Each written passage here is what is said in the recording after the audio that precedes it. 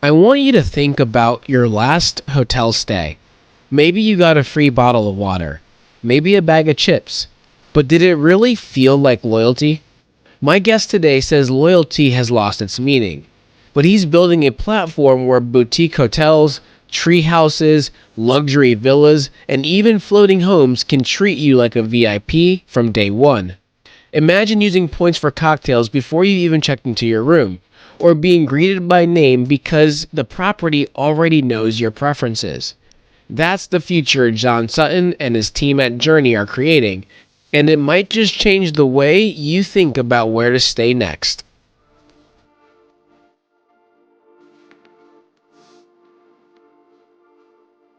Welcome to the Revolutionizing Your Journey podcast. I am your host, DeAndre Coke.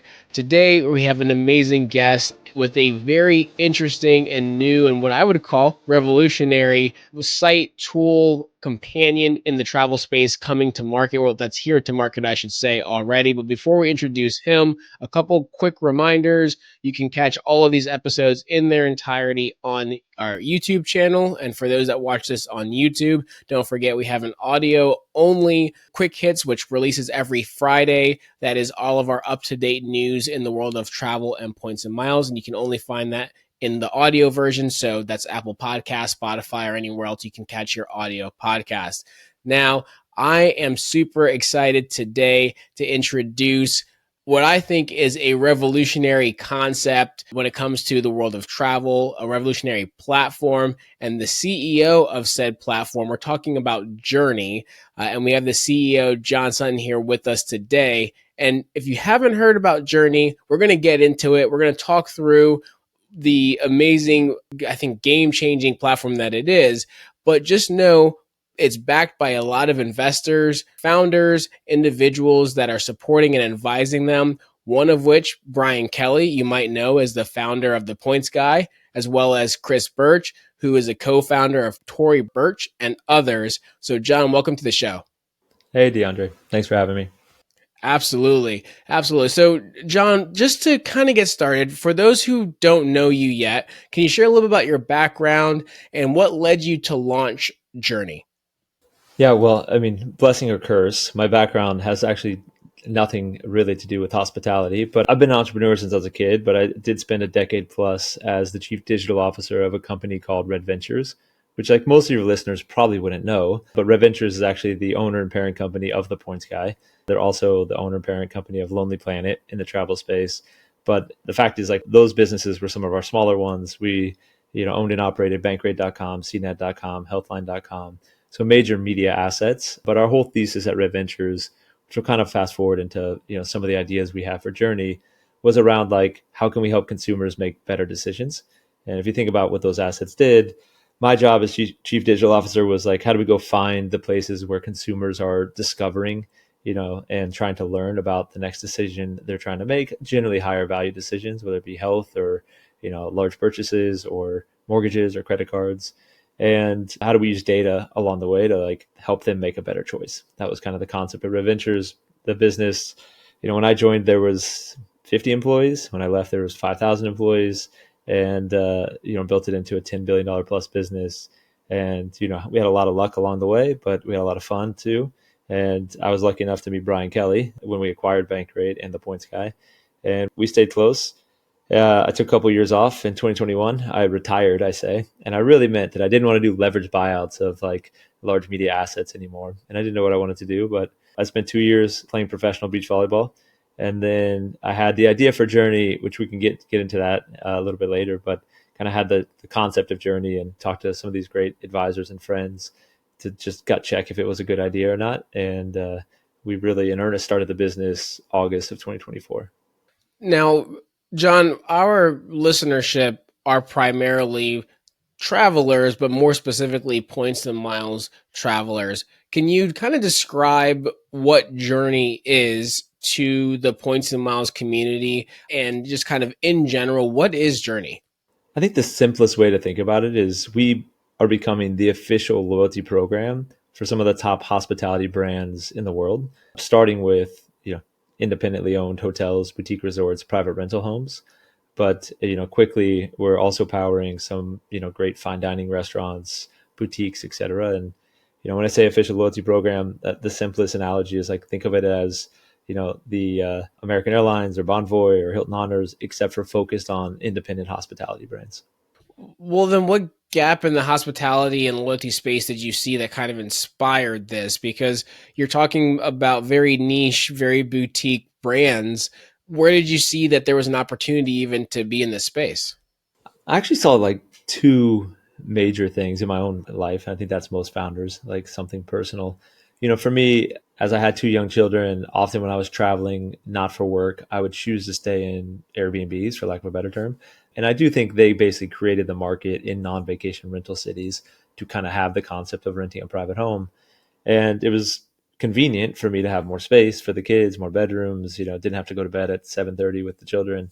But like, two problems I was running into when I first had this idea. One was curation. I felt like no matter how good I was, and I think I'm fairly sophisticated from a digital standpoint, I still had some bad experiences where like the house didn't meet the standards despite being a super host or whatever the other badges were.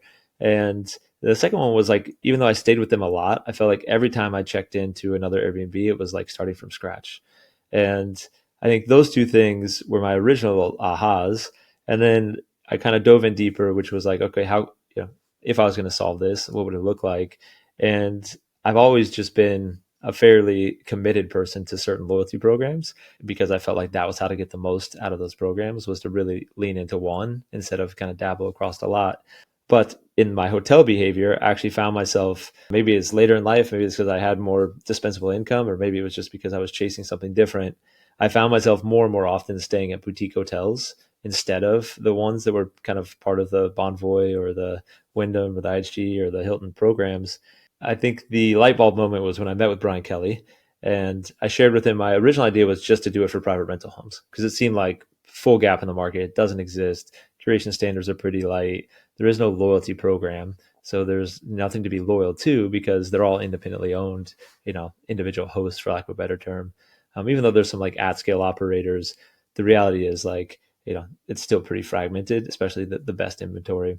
And he was the one who really pushed me to say, hey, you know what? I think independent hotels, I think, luxury resorts that are not part of the big flags could use a similar capability where, like, if they could get to know the guest, we like to say, treat your first guest like your best guest, so the first time they stay with you, could we make it like you've known them forever? And that obviously generates more value for them. And the idea for Journey was really like last April with Brian. He kind of pushed me to like dive deeper into hotels, which is its own beast. And, there are competitors who've tried to kind of aggregate independent hotels in a loyalty program. But I think the founding story was really just that, which was like, what if we could treat loyalty like I feel like it's intended to be? I know we're going to dive deep for your audience into points and values and status and benefits. But at the core, like, loyalty is about a deeper relationship between two parties. And like, when you're loyal to your friends or to your family or to certain people in your life, it's generally because you've developed a relationship over time. And I think that a lot of the programs out there have kind of lost that at the core of the business. Even though it's called loyalty, it's really become more about like, how much do you spend? And I don't think any of us are loyal to our friends because of how much they spend on us or what they give us or get us. I think it really is generally deeper than that. And so that's our idea, is like, of course we will have some of the core economic elements that drive behaviors and hopefully reward people, so there's value. But we're trying to do more than that and actually like lean into, can we create a deeper relationship and a more emotional connection between these? That's why we say like high touch hospitality brands, but like brands that care about the guest experience and kind of the guests that are choosing to stay there.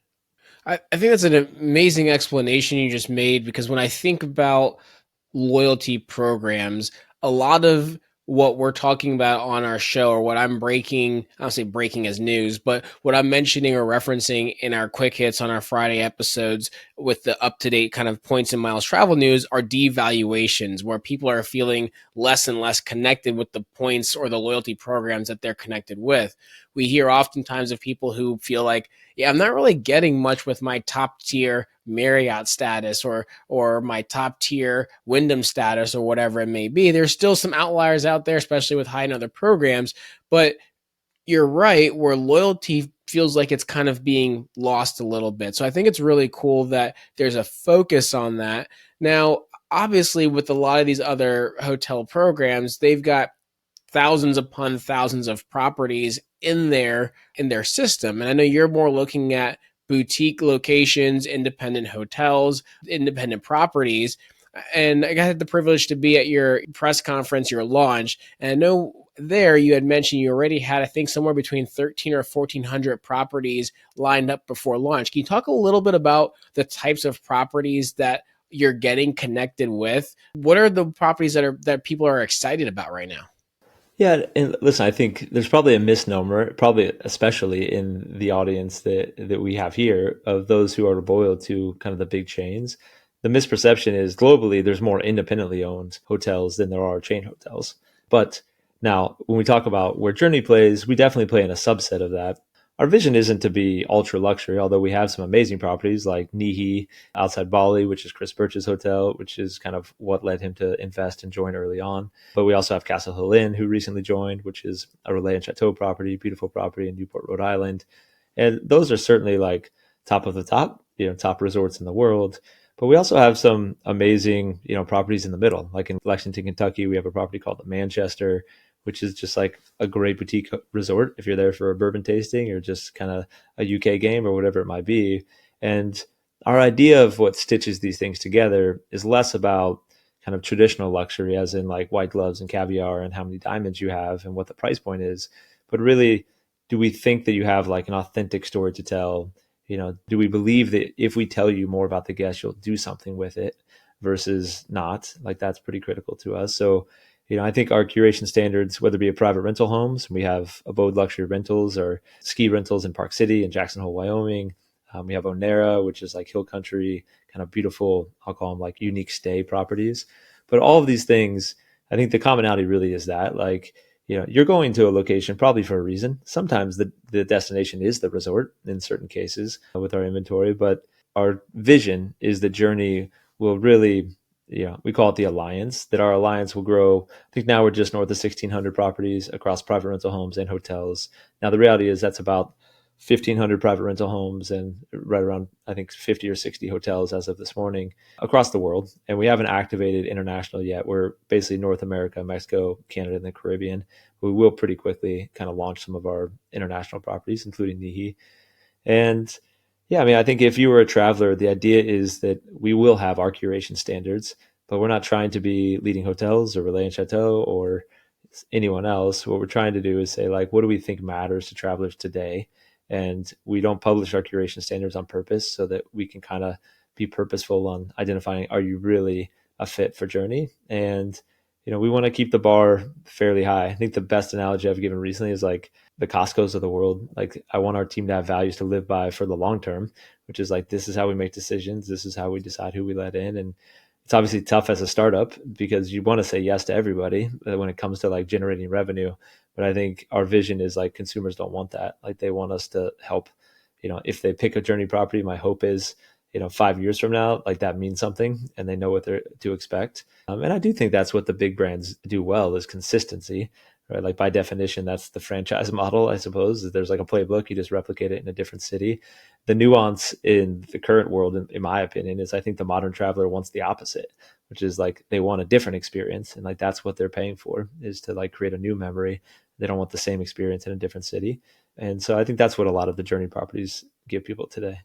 I love that explanation. And we're definitely going to unpack what the journey experience will look like for the consumer. But before we do that, I want to ask, because I know you said you don't publish the standards and you're very selective.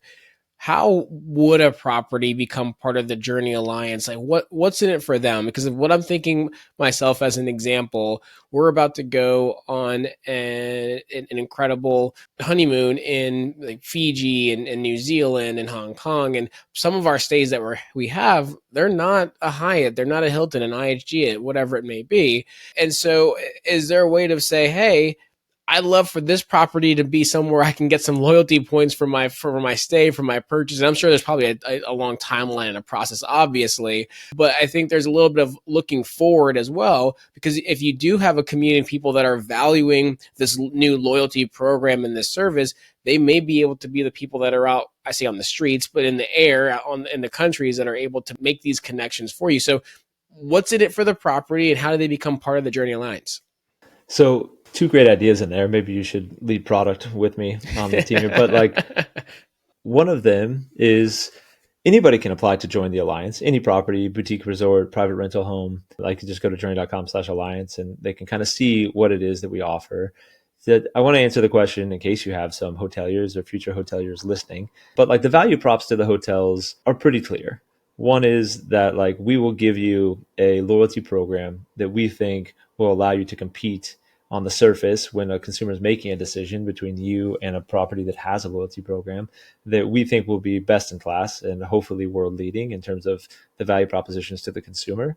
So that should lead to higher conversion rates, hopefully more pricing power, et cetera. I think the second one is we do a lot of unique things, and I know we'll dive deeper in terms of like engaging that same traveler on that first stay.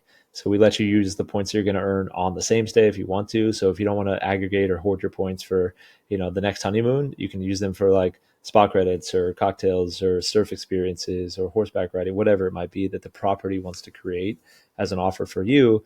And the reason they want to do that is it drives up their total revenue, right? Like they try to keep you on property. That's value add for them, which is why we focus on people who have kind of those ancillary experiences. But in the hotel industry, it's probably like the biggest focus area for a lot of hoteliers today is driving up total revenue instead of just driving up ADR. Because there is ADR is driven by competitive pressures, right? Like you're only going to pay so much more than the hotel next door, depending on like for like quality. The other idea you had of like who else could tell us like this is a great property that should join. Like we launched an idea, it's journey.com/nominated. But basically, if you're the first person to nominate a hotel to join Journey, we ask in a perfect world that you've stayed there and you verify with us that you've stayed there. And if you have done that and you've proven to us that you've stayed there or you are going to stay there and you nominate that property, we'll reach out to them and tell them that you're coming. But if that property decides to join the Journey Alliance, we give you a 5-night free stay at that property or a similar property. So like the idea is like trying to reward our travelers for nominating great properties who end up joining and not turning them into sales reps. I think instead we just want them to tell the story, and we will let you earn points at nominated properties as well. So that feature is launching probably later in October. But the idea is our network already, if your listeners downloaded the Journey mobile app from the App Store or go to journey.com and you'll be able to find it, is we show all 1,600 properties that are Alliance partners. And in areas where we don't yet have a partner and we have nominations from consumers, we show the nominated properties. But those nominated properties do have to also meet our criteria. So like not every nominated property from a consumer goes to our kind of curation team and then kind of gets added if we believe it's a good fit. And the idea is like we don't have places in every country and every city yet. And so we kind of want to help on the discovery side. We will reward you. You won't get as much value booking a nominated property as you would an alliance partner, of course. But I think we have something for that concept at least. Absolutely love that. So there's so much to unpack there because I mean you're talking about curating an experience for the individual. You've hinted a bit about it, but I want to actually go into that route and talk about the rewards program. Talk about what we as the consumers would actually experience by being a part of Journey and visiting a Journey program or a Journey Alliance property. So can you talk a little bit about how does the earning structure work for members? So if I was in your user seats and I've been kind of a points nerd, not like the extreme type. I'm like somewhere in the middle. Like I have a lot of the points credit cards that Brian tells me to get. And I always join the frequent flyer or the loyalty programs. I feel like, why not? It's free. Right. So ours is a similar vein, free to join. We did exclude membership. You had to have stayed in a property to become a member early on, but we just opened up in October. We kind of just opened up membership for anybody. And if you are a loyalty program member, before you place a booking at a Journey hotel, we guarantee that you'll earn at least 5 points per dollar spent, eligible dollars, of course. So like taxes and certain fees are excluded like usual. So that's kind of the similar corollary to other programs.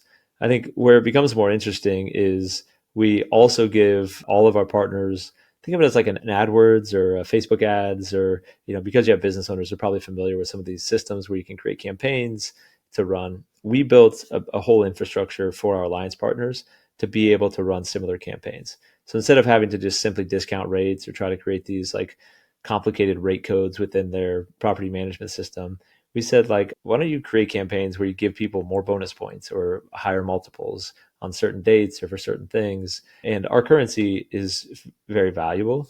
Like, we'll see what the points guy comes out when they finally rate our currency, but we think we'll be, I'll just say, the most valuable loyalty currency out there for sure in the hotel space. So north of 2 cents per point.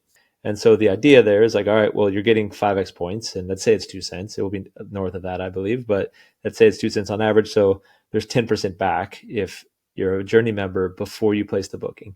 Now, there's some caveats. Journey doesn't take the booking today. We just tell you to book directly with the partner. So if you go directly to their website, you place a booking and you're a member before, we automatically, you'll see in our app, like within seconds, we'll have the reservation, we'll show it to you, we'll show you how many points you earned. But the really cool part is what you can do with those points. So of course, we will let you use points to redeem for stays anywhere within the alliance. In fact, we'll also let you use points at nominated properties if you want. Now, if you want to get closer to that 2 cents or 3 cents per point value, you would have to check more frequently into our campaigns and promotions. It is dynamic pricing. I know some people love kind of the static rate cards of the Hyatts of the world, but you have to remember, we have to create a program that works across the myriad of independently owned and operated properties.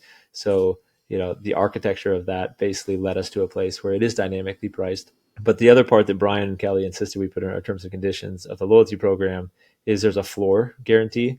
So we guarantee in our terms and conditions, basically our contract with the members, that the retail value of your redemption will never be below a penny per point. Like, that is the floor, and we can't move it. Now, the goal is to like provide a platform where people can hopefully find some amazing deals at certain times.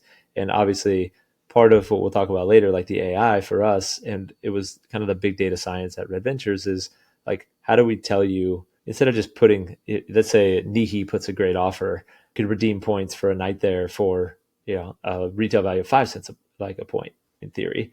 Like, that may be a great offer for everybody, but it still might be like $3,000, or like a lot of points, you know what I mean? And so Right. our idea is to like mine the data we have to let people combine cash and points, but also to like send offers to people, whether it be notifications or emails or other ways that we think truly match like either where they're going, the experience they want, the price point or budget they have set, it's part of their wish list, etc. And that's why we call it loyalty that learns. Is the idea is, we're learning both about you and how to tell the property to treat you, but we're also learning like, what are you trying to do with points? Are you the hoarder looking for like a special deal? And we're not going to give you a bunch of toggles and filters and segments. We're going to really task you with like teaching us more about you so that we can train the AI to surface that for you. Hey everyone, quick break from the episode. If you're enjoying the show, make sure you're subscribed on whatever platform you're listening on so you never miss an episode. And if you've gotten any value so far, it would mean the world if you left a quick rating or review. It helps more people discover the show and keeps us motivated to keep creating great content. Also, if you're feeling stuck or want help with points and miles, whether it's picking your first card, planning a big redemption, or even having someone book it all for you, we've got you covered. There's a link in the show notes to schedule a free points and miles consultation. Just fill out a quick questionnaire, tell us your goals, and we'll take it from there. And don't forget, our newsletter and private Facebook group are great ways to stay on top of breaking news, updated card offers, and tips that don't always make it into the podcast. You'll find those links in the show notes as well. Now, back to the episode. Now, what does teaching the AI or telling the property about you, what is the property learning, and how does that benefit me as the person staying at this property? Because you talked about earlier on that when every time you walked into a new Airbnb, it felt like a brand new experience, and obviously you weren't sure what you were going to get, whether they were a super host or not, but you're just kind of walking into a room calling it a day. And I have a little bit of an idea from the press conference, but I'd love for you to share kind of what should someone who they went ahead, they joined, for freejourney.com. They had the loyalty. They found an amazing property that they wanted to stay at anyway, which was a cash stay. So they're not talking about using a bunch of points, which wasn't the best points play or anything like that. But what do you want their experience or how their experience to be different than just checking into the property otherwise? Yeah, so I think first off, if they're a Journey member before they book, at the very least, we are valuing their business by rewarding them with 5x points. And my main job is to make sure they have maximum utility for what they can do with those points and hopefully maximum value. But like, I think utility matters almost more. Like, what can I do with them? But I think in terms of like how the guests will be treated differently, I'll give you a couple of examples. So let's say you joined Journey before. How do we learn about you?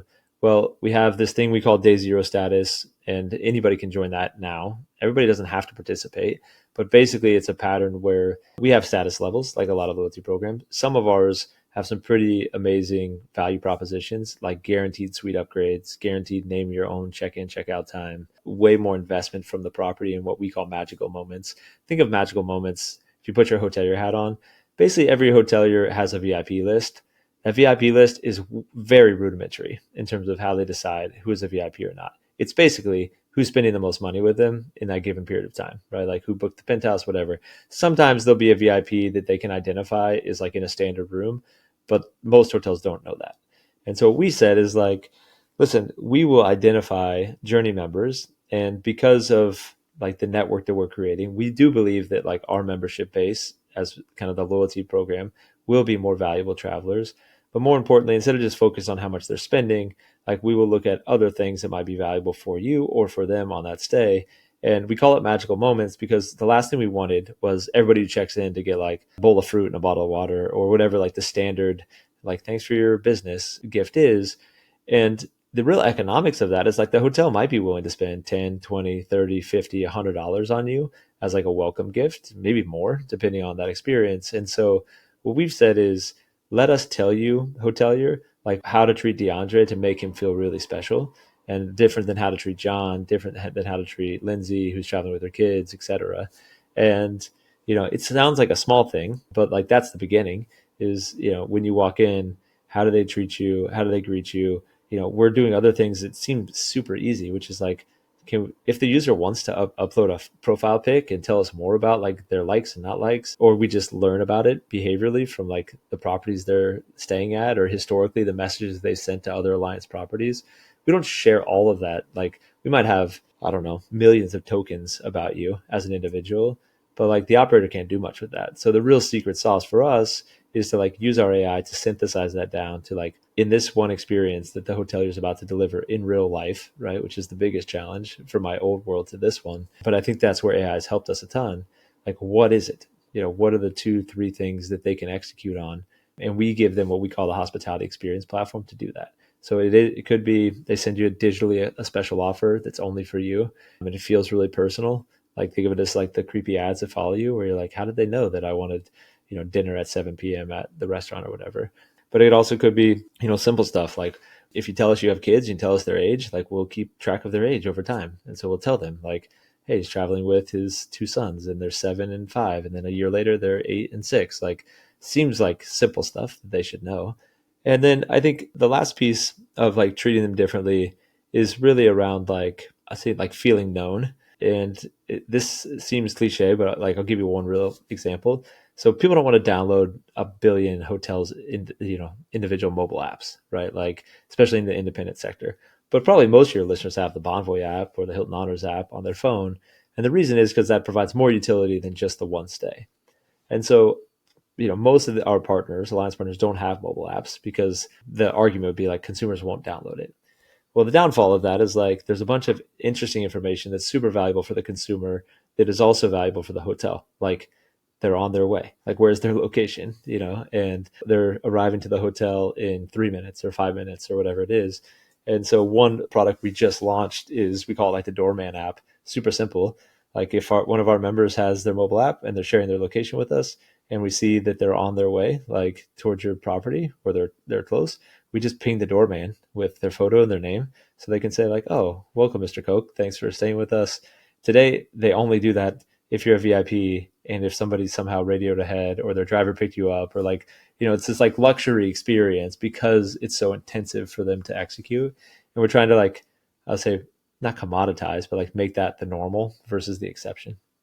And that's such a unique aspect or thing to go by because I think part of in the points and miles world, individuals are wanting to have the luxury experience, right? They want to be able to fly in lie flat business class to go long haul across the pond, even if they would never pay $10,000 for that flight. They still want that experience, but there's nothing wrong with. Or what it's like to be a Hyatt globalist and you get upgraded to a suite, and the general manager in the Maldives walks out to greet you specifically on the incoming boat from the airport and say, "Hey, let me give you a tour of the property," right? Like that, those are unique experiences that people love to be able to say they've had. And it looks like that's something that you're looking to curate specifically. I do want to take a step back, though, because you mentioned the day zero status. I know that's a new program for you. You mentioned there is status levels. Can you talk a little bit more about what day zero status is? Yeah, and we think it's a good idea. We'll see how consumers are using it. But we were really solving like two problems. One was I felt like when people who haven't stayed in a Journey property were downloading the Journey app, like it wasn't clear to them, like what is the value prop to me right now? Like, sure, maybe when I stay and book one, I can get 5x points. And yeah, we could just give you 1,000 points or 2,000 points. But even there, like the utility is not clear to like, that's nice, but I still maybe I can get a free cocktail or I can get a Dorset membership or something else. I remember I was American Airlines concierge key. I traveled all over the world for Red Ventures, and I don't necessarily say I'm a huge American Airlines fan, but I will say of that program, I felt like it was executed really well, and I felt really valued for the business. But I ended up like being in Seattle, and so I asked like Alaska to match my status, right? Like this has existed in the points and miles game for a long time. And so originally we were like, well, maybe we should have status match. Like it's a brand new program. We want the best travelers in the world to want to join Journey. And some of our top status levels, we have one that's unlisted. We call Icon, kind of our concierge key. But the Legend status basically now will be 15% plus discount on every stay off the best available rates, like which is real economic value. More suite upgrades awards, which are like guaranteed upgrades to the next level category or the suites at the hotels, and a bunch of other kind of ancillary. But Dorsia premium membership, which you'd have to pay $5,000 to get access to, and we're adding more and more to it under Brian's kind of leadership on that front, kind of telling us where he thinks the consumer's going. But you would have to spend $50,000 with us. It's like 250,000 point level to get there, and let's say you're getting 5x multiple, that's $50,000. Like most people aren't going to do that for a long, long time. Now we have some ski chalets that are like 100 grand a week, so it's possible somebody might do it, but very few people. And I was certainly the 28-year-old or 30-year-old who I kept my points flying coach for a long time to like finally book that first class seat, to lie flat. And I got a pretty good deal if I remember right. And so I wanted people to have that experience. So the idea for day zero status is basically just that. It's not status matching, because what we realized is we actually don't want the people that are super loyal to Hilton or Marriott necessarily. Like that's not our target traveler. Not that we wouldn't take them if they're ready to kind of lean into the independent world and if they get as much value or more out of our program. And so what we said is, how could we learn more about the traveler, like to actually make their experience better? And along the way, if we believe that this is a person that will add a ton of value to the alliance, whether maybe they're super influential, maybe they're in a certain role at a corporation where we feel like they could be influential about business travel. Maybe, we just learned that like they travel a lot and we think we could steer them to weeknight bookings, which are really valuable for a lot of our kind of more leisure destination places. And then the question is like, how do you learn that? Like, I don't think people want to take this long ass quiz to like teach us about them. But we wanted to gamify it a little bit, but we're more of like a luxury orientation. And what I said is like, my time is money. So let's just make it so if you connect certain information to us, you don't have to, of course, but if you want to connect your calendar, like we'll look at your calendar and we'll see like, okay, what can we learn about DeAndre? Maybe we see his flights, maybe we see his hotel bookings. By definition, it's not super privacy, conscious, although I think we have a pretty solid data security team on that front. But like, and again, it's optional. And we'll tell you like, hey, this is what we learned about you from your calendar. And by the way, if you're willing to keep it connected, you don't need to tell us you need early check-in. Like if you book a hotel, we'll just tell them like, hey, his flight arrives at this time, or we'll make you a dinner reservation because we see that you have a gap at a certain time on your calendar. So that's kind of like the loyalty that learns about you. We have some other pretty cool things where we are going to let you link, I'll just say, some of your hotel or travel portal programs. You can link your account to us one time. we'll kind of pull in all your historical bookings, like what's that place you like to stay, what cities do you go to, how much do you spend, those types of things. And then I think for the most extreme travelers who want to do it, like you can connect your credit cards. This looks like everyone else, like connect your account via Plaid. You can connect your email and we'll mine through every travel email that you've ever received, which might be messages you sent to your Airbnb host or messages you sent to the concierge. And, I think as you go deeper and deeper down that funnel, the idea is that like the more we learn about you, it's not guaranteed that you connect all these things, you get this status, but it's more like if we think that you are that high value traveler already, why not just give you the status now versus make you kind of hope that you spend 50 grand with us. So that's day zero status. I think it would be a fun way for people to, learn about their travel behavior. Think of it as like I don't know who the Credit Karmas of the world are today, where you like learn more about yourself and your financial. You're probably the expert in that world more than I am, but like these places where they shine a light on something you didn't realize. But we're going to try to do it in like a fun way around travel and a light way. We're not trying to like, be in perpetuity your SaaS provider for your travel information. It's kind of like a one time that's kind of onboard you in a way where we can learn something about you and then reward you for kind of leaning in with us. I assume, and I know maybe that you guys haven't perfected the program yet fully, but I would assume if someone came in, they did the day zero status thing to whatever extent, and you gave them maybe not the highest level or the icon or the one before that, but let's just say a higher tier within your system. I assume there's an expectation or a need to kind of requalify for that each year. Or is that like, hey, we come in, we know you're a traveler, like you've got this for, I don't know, a couple of years or for life or whatever it may be. Like, any thoughts on kind of the direction we're going with that? I know it's, again, a newer thing that you guys have just launched, but curious. I mean, a problem just from a financial standpoint that we run into in any probably net new loyalty program is that we just like don't have the data to make decisions on stuff like this in perpetuity. And so what we've said is our loyalty program, maybe like a lot, like from the day you earn the status, you'll have it for that entire year and one more calendar year.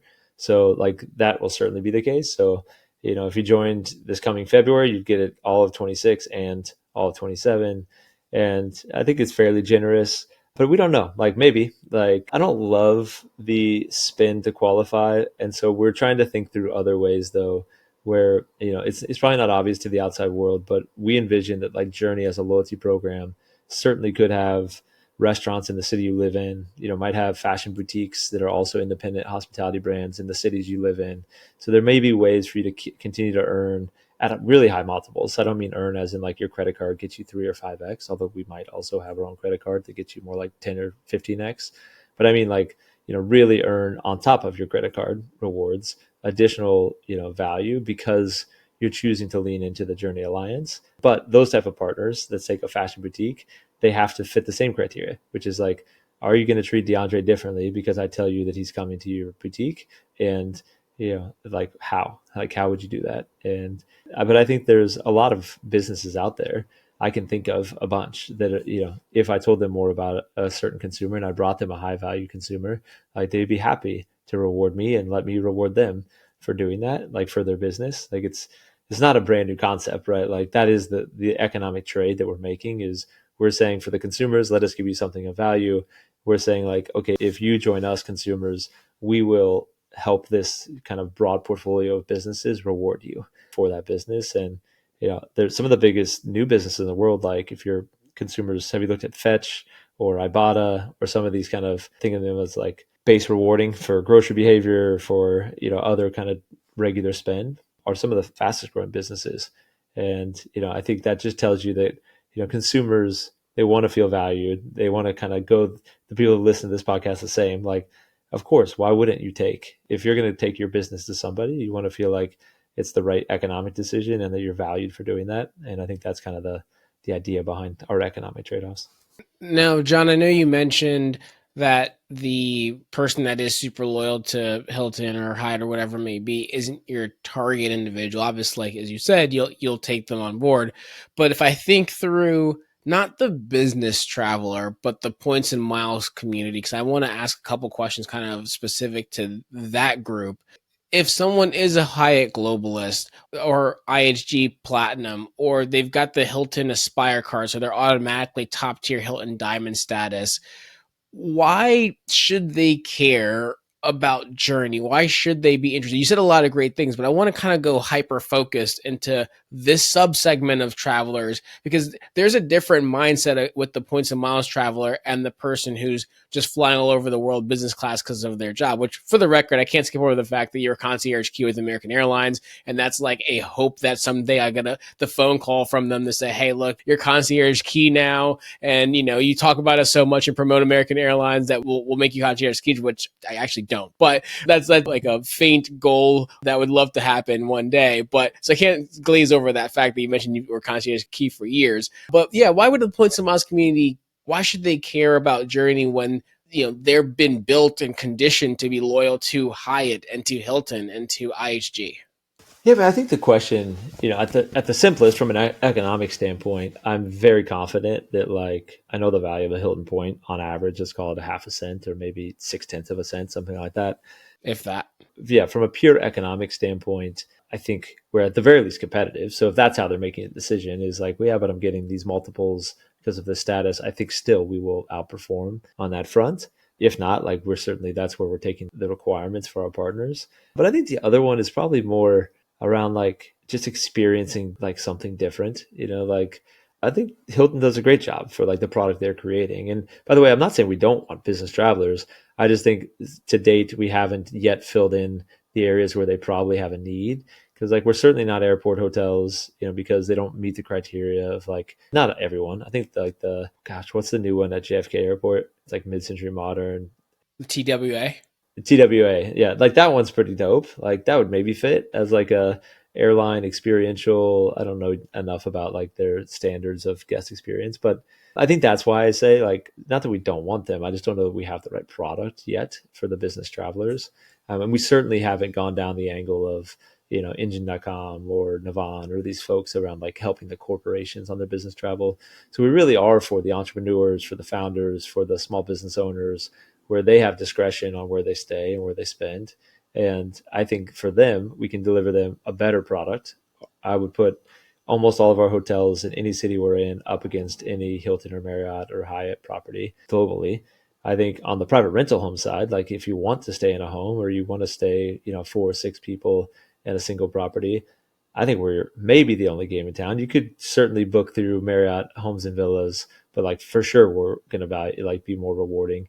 And I think our criteria actually mean that, like, you can have confidence you're going to get a good property. Whereas to be part of Homes and Villas, you just have to be a property manager that has 10 properties, like, which I don't know is like a great criteria for being included. But yeah, I think, like, those are probably the two big reasons. Like, in terms of day zero status, I think we're also trying to make sure that, like, I know how hard it is to make the change. Like, for me, from American Airlines to another airline, partly because I'm in Charlotte a lot, like, it's a very difficult shift. But I think from a Hilton or Marriott, it probably does come down to, like, why they wouldn't make the leap today is because we only have 1,600 properties. It's not nothing, but I think our aspirations are much bigger, like, to make sure that we do aggregate enough properties around the world so that that person can make that decision and feel like they're not gonna, like, they could give us 80-90% of their business and stay at Journey properties and really love that decision and eat at Journey restaurants and, shop at Journey shops. But, like, that's the vision. That's not the today, just in reality. And I think give us 2-3 years, hopefully, I think we can, similar like what Built Rewards did for apartments. I think there are a lot of consumers now who pick an apartment complex because they're part of Built. And I think we want people to kind of pick a hotel because they're part of Journey. Now, John, I've got to ask a question that I know will have been on a listener's mind this entire episode, especially in the points and miles world. And that circles around 2 words: transferable points. Right? If you've talked to your friends with Brian Kelly, we talk about the points game and we talk about points transfers from Amex and from Hyatt and Capital One and Citi and all of these. Well, actually, I think except for Capital One, all of these cards have the ability to transfer into Hilton, into IHG, into Hyatt.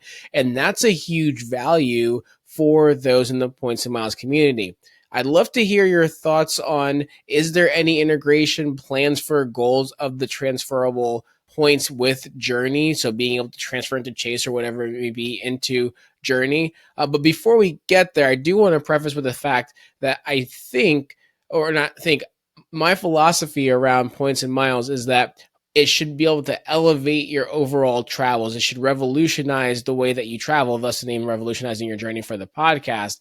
And ultimately, if you can dramatically reduce your cost of travel because you flew your airfare in points in business class, you had an amazing experience, maybe then that's your opportunity to pay cash for a boutique, a unique stay in another place. And that's part of the reason why one of the places we're staying in Fiji is one of the top, I think the top all-inclusive adults-only resort in Fiji, not tied to any point system at all or major hotel chains. So may have to nominate them for Journey, by the way.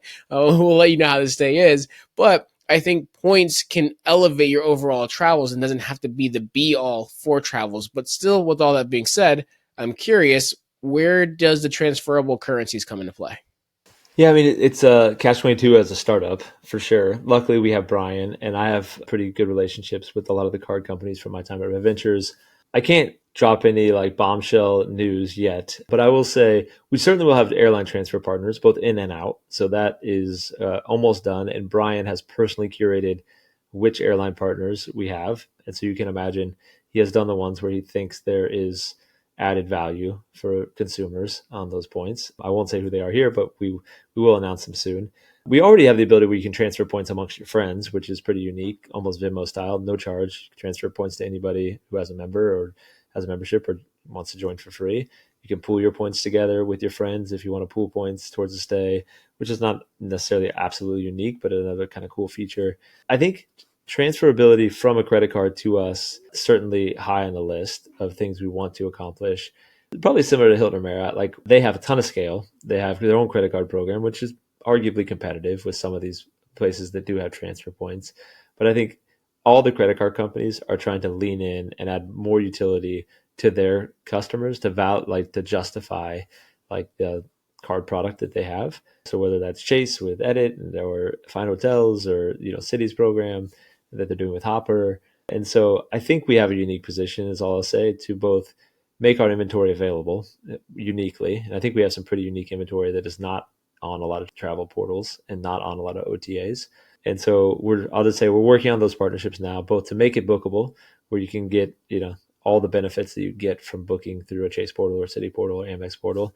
But then transferability is kind of second on the list. I think step one is get distribution for our alliance partners. Step two is kind of add more of this utility that, I hate to say it's a niche, but it is like less utilized according to the data we have than a lot of like the core features.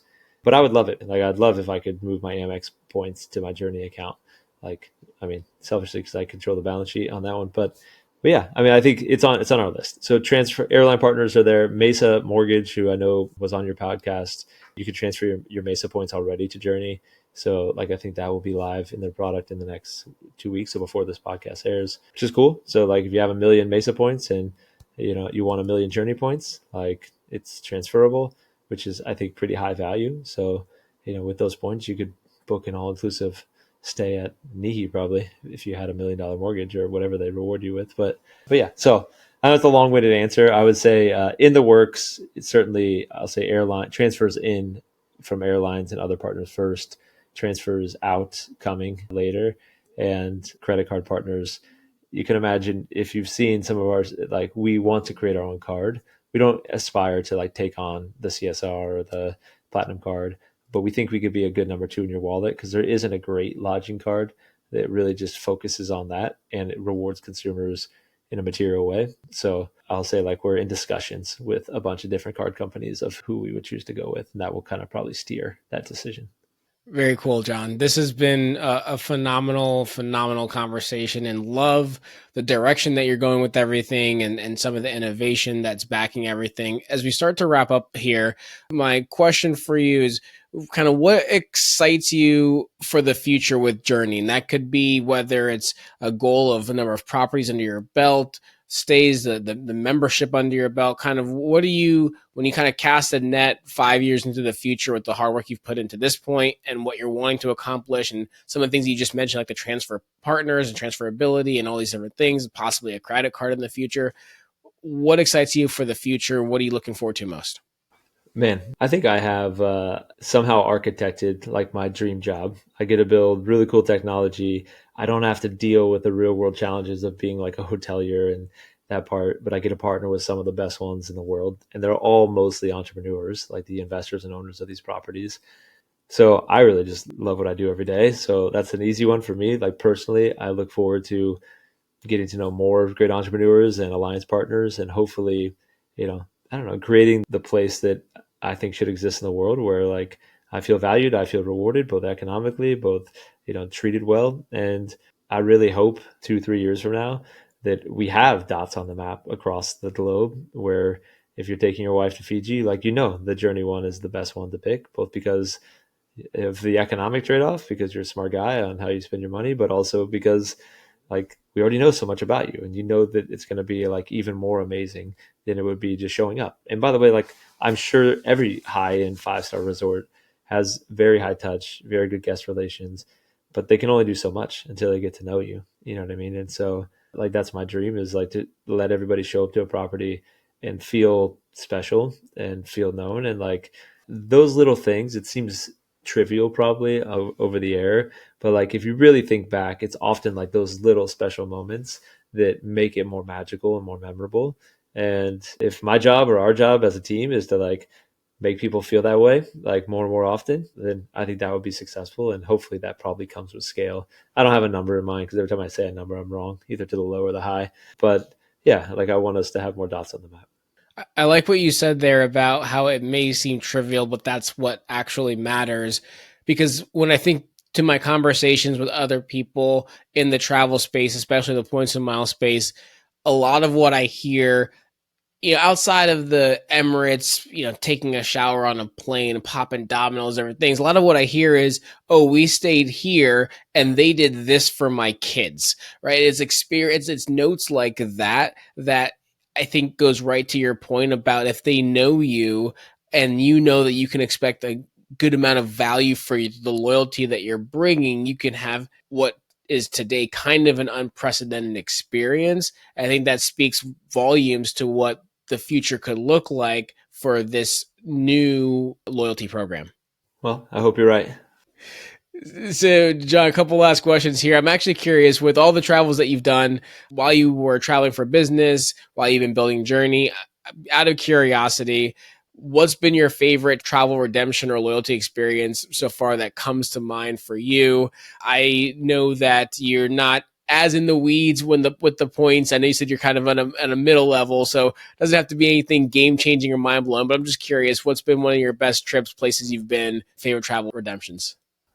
I mean, I'm probably gonna get in trouble for. I'll say like I do a little bit of travel hacking. So my fiance was living in Brazil in like a hard to get to city called João Pessoa. She plays professional beach volleyball, and it was so expensive to like fly American Airlines that I ended up like booking everything on Qantas points, which of course I don't have a lot of Qantas points, and so but I could transfer. I can't remember exactly, maybe my city points to Qantas, and I was booking like flights to Brazil for 20,000 Qantas points or something. It was like $200 versus like $2,000. And even like an American, it would be on American, but an American flight was like 100,000 points. So that felt pretty good, only because I did it like 10 times because I was flying back and forth to see my kids and travel down there. And like we all like to find that deal. And Brian Kelly, of course, pointed me to it. And I think Point.me and some of these apps are actually super helpful. I'm sure your audience is already aware of them. And I think we're going to try to do something where, certain Journey members can get better deals or free memberships to Point.me and things like that for like the really eclectic ones who put in Brian Kelly's promo code or something. But that one felt good economically. I would say, geez, I don't know about loyalty, but I don't use a travel agent usually, but I was traveling to Greece and I needed some help. And so I didn't know where to stay. I was in Santorini and I stayed at this place called Cannabis Epitome, which was like on the north side of the island. And it's kind of what you said. I was traveling with 3 kids, and like it's kind of hectic as your listeners who have children traveling internationally with like all the luggage, and we have like a crib for the kid and all this other stuff. And we showed up, and literally like they're like, "Hey, by the way, we knew you had the kids. Here's our babysitter. She's here for you guys, just for you, whatever you need." Like didn't ask me to pay for it, didn't ask me to book it. And it's like she'll take them right now to the pool. You guys sit here in the lounge and have a cocktail. And we were literally only there for one night. Maybe I booked a nice enough room, but it wasn't like I spent thousands of dollars. And I think like that was pretty special. And I don't know if it was because the travel agent told them or how they like, obviously I listed the kids because in Europe, as you also know, like they have every passport for every person in your party and all the other kind of weird requirements or like strict requirements. But yeah, like that was pretty special. That resort's amazing too. If your listeners are going to Santorini, like it's a pretty special place. But yeah, those are probably the two that come to mind. I love that. Got to share a quick story. I know we have to wrap up, but you said beach volleyball, and I am that's actually one of my favorite sports is beach volleyball. And so being here in Virginia Beach, love playing on the beach, play like almost every single weekend. So I've been playing it for years, and never at a super competitive level, but play at a high level of play, I should say. During COVID, went down to Brazil, went to Rio myself, and I'm staying at the Hilton, high up floor. I see all the volleyball nets from like in Copacabana, and I'm like, oh, I'm gonna go down there and play. Like, I mean, volleyball, like it's volleyball. I've never experienced the level of volleyball like they play in Brazil ever in my life, and it was to the point I feel like they were like, yeah, we're gonna leave the American to go keep playing by ourselves. It was the most intense and competitive and probably hardest volleyball game I've ever played, and played so bad with the level of skill I was playing against. And it was just like people playing pickup, like it was just a random Tuesday for them. Wildest and most intense volleyball story I've ever had. Yeah, I mean, listen, my coach. So I hired a professional coach when I was playing, and he was Brazilian, still kind of one of my best friends today, and he played professional beach volleyball in Brazil. And when I went down there, like there, yeah, to your point, there's like an 18-year-old who's my partner who's like as good as some of the top pros I play with in the U.S. And it's just amazing. It's just like part of their culture to like be on the beach and be playing volleyball. And I mean, they certainly are fairly dominant, especially on the women's game these days. But yeah, well, next time we get together, if I'm in Virginia Beach, we'll have to play a match or go out to the sand. That sounds great. Well, John, where can the listeners go if they want to connect with you or learn more about Journey? Yeah, well, the good news is, you didn't mention this live, but journey.com is the domain. So hopefully easy enough to remember. Our app is still hard to find on the App Store, but on the website's easy enough. But yeah, just journey.com. We kind of talk about both the alliance, the member benefits. You can go as deep as you want. You can even search kind of through our AI search on the website, although easier right now in the mobile app to kind of view all the properties. Yeah, I encourage the listeners to do it. And if they have any questions, they can also email kind of our team or me, just CEO at journey.com. And like I'm always open to ideas or feedback from anybody. Sounds great, John. Last two questions for you. You were a connection of Kelly Halpin, the CEO of Mesa. So I had a great conversation with him. This has been a fantastic conversation with you. I'm curious, who next should we have on our show that you think would be of value to our listeners in this space of travel, points and miles, or whatever it may be that you think would be super valuable to have? Ooh, travel points of mind. Maybe somebody from like a tech company would be interesting to you. There's a couple of big brands like Ascenda. Most people, your clients probably or your travelers and listeners probably don't know Ascenda, ASCNDA, but they actually power a lot of the points and mile transfer programs around the world, like for the big airlines.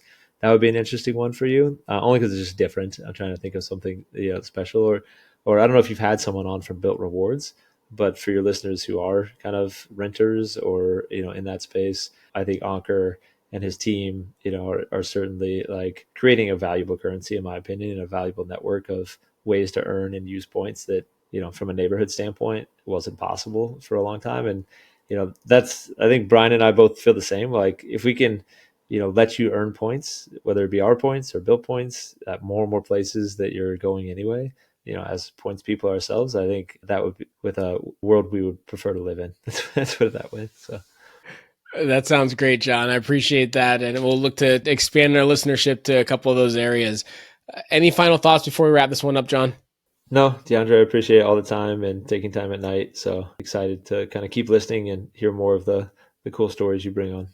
Absolutely. Well, John, it's been an absolute pleasure having you on the show. I think what Journey's doing, I really love the concept of it. I think the fact that you're trying to connect with really what it means to be loyal and to provide a service to those who are loyal to the program or to the brand, and then the connection with the alliance partners, as you said, I think is really unique in the fact that, I mean, you're backed by someone who is literal the points guy that gets value from understanding transferable currencies and these different things, meaning that you can really be a connection to not just travelers in general, but also the points and miles community is huge. So thanks so much for being on the show today. Yeah, appreciate it. Thanks, DeAndre. Absolutely. For the listeners out there, if you enjoyed this episode, make sure to like, subscribe, tell a friend, share, reach out, go ahead and get the journey up as well. We'll have links to all of it in our show notes. And don't forget to sign up for our newsletter, do all the things, our WhatsApp group, our Facebook group. You know the drill. And with that, we will catch you in the next episode. Take care.